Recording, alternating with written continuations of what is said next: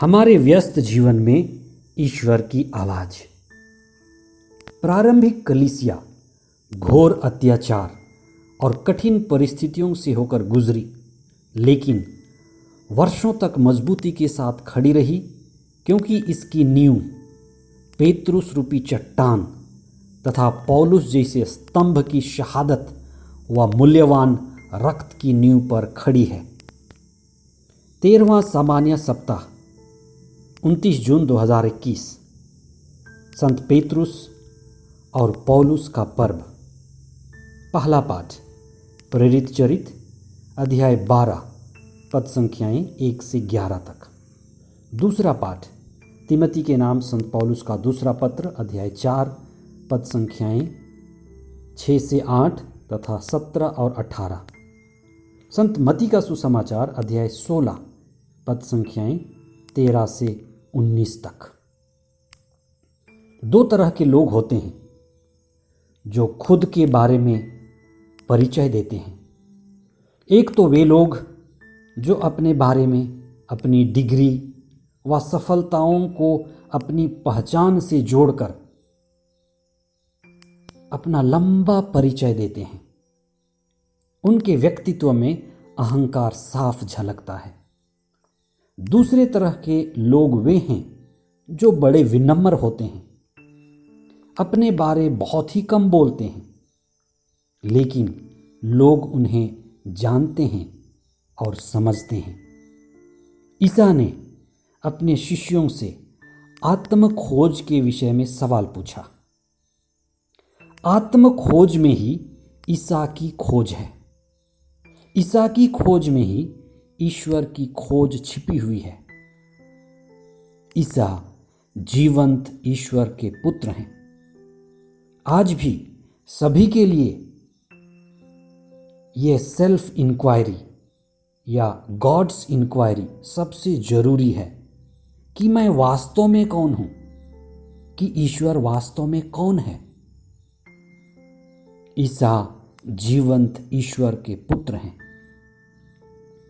आज मसीही समुदाय अपने दो प्रमुख कलीसिया के स्तंभ माने जाने वाले संत पेतरुस और पौलुस का पर्व मनाती है। इन दोनों ने व्यक्तिगत रूप से ईसा में जीवंत ईश्वर की उपस्थिति की झलक देखी।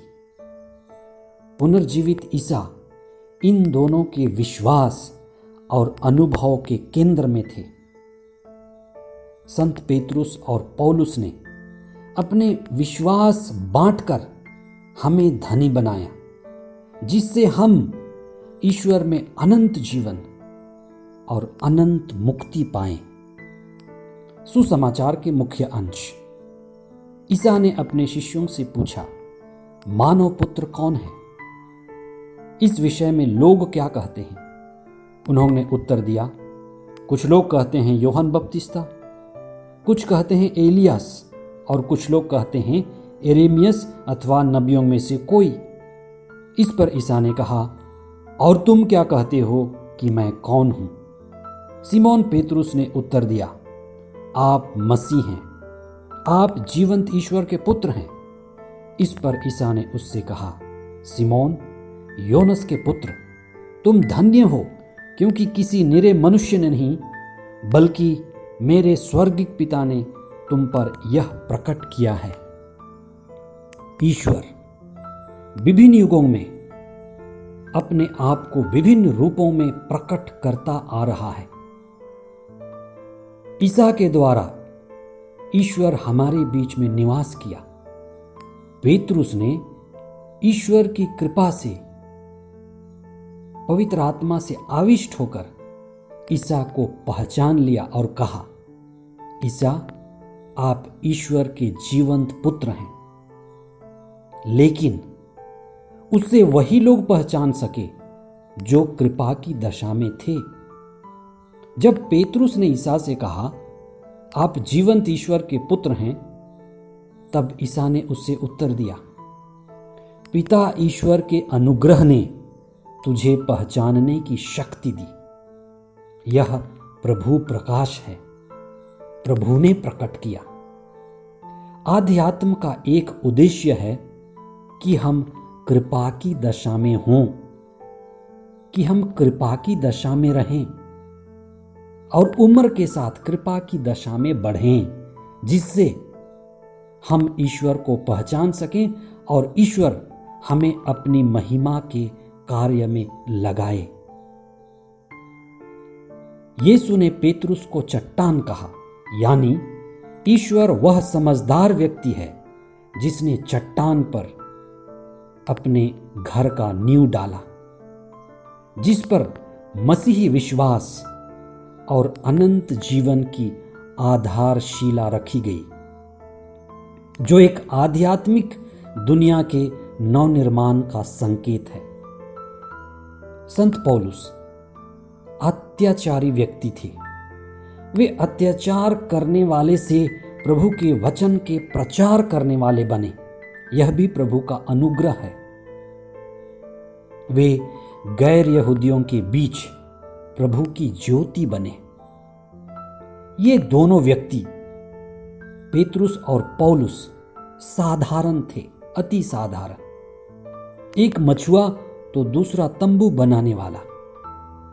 अपनी व्यक्तिगत कमियों के बावजूद ये पवित्र आत्मा द्वारा संचालित थे तथा निरंतर प्रार्थना द्वारा पूरी तरह ईश्वर को समर्पित रहते थे।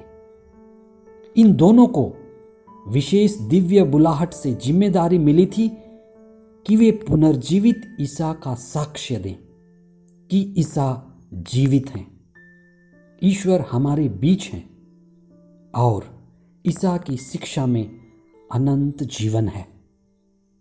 हम उनके विश्वास के बीज के फल हैं। पुनर्जीवित ईसा सदा उनके साथ थे और पवित्र आत्मा की संगति उनके साथ थी। इसीलिए पेतरुस अपने गुरु की तरह क्रूस पर लेकिन उल्टे चढ़ाए गए और संत पौलुस ईसा के वचन के साक्षी देते हुए तलवार के घाट उतार दिए गए। उनकी शहादत ही पुनर्जीवित ईसा की उपस्थिति और सत्य की शिक्षा का प्रमाण है। आइए इन दोनों संतों की मध्यस्थता से हमारे विश्वास बढ़ने के लिए और अत्याचार और सतावट में शक्ति पाने के लिए हम प्रार्थना करें। हे प्रभु, तेरे प्रेरित संत पेतरुस और पौलुस के समर्पित जीवन के लिए हम आपको हृदय से धन्यवाद देते हैं। उन्होंने जो सत्य और अनंत जीवन का बीज बोया है, वह हमें आध्यात्मिक व मुक्ति की दिशा में सदा ले चले। पवित्र आत्मा हमारे लिए प्रार्थना करें और संत पेतरुस और पौलुस हमारे विश्वास और विश्वास की सुरक्षा के लिए प्रार्थना करें।